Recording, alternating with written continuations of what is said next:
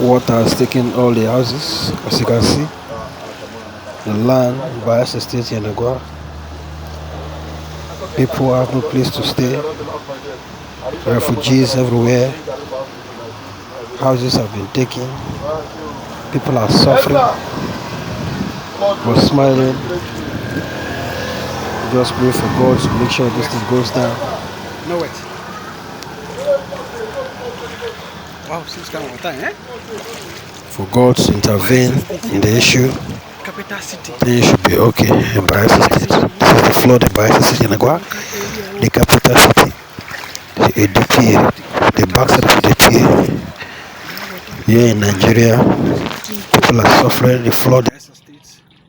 The flood has taken over the land. People are suffering.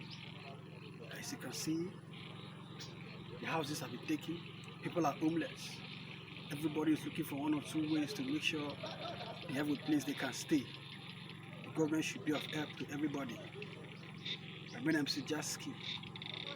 Thank you.